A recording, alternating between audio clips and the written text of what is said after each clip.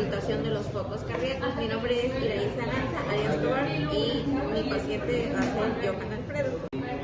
Iniciaremos con el foco aórtico, el cual se localiza en el segundo espacio intercostal en la línea paraesternal derecha.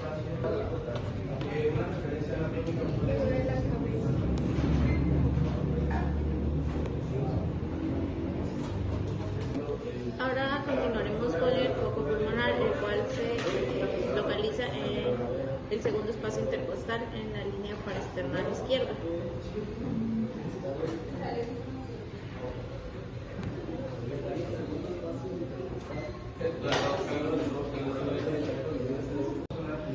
Escoltaremos el foco tricúspide, el cual se encuentra del cuarto al quinto espacio intercostal en la línea paraesternal izquierda.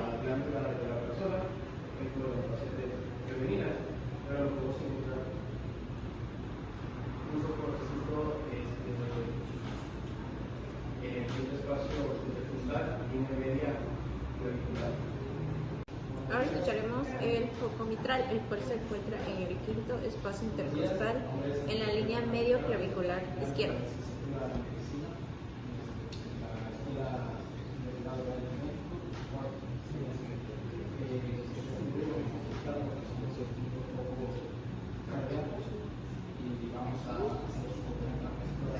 Por último, el foco aórtico accesorio, el cual se encuentra en el tercer espacio intercostal en la línea paraesternal izquierda.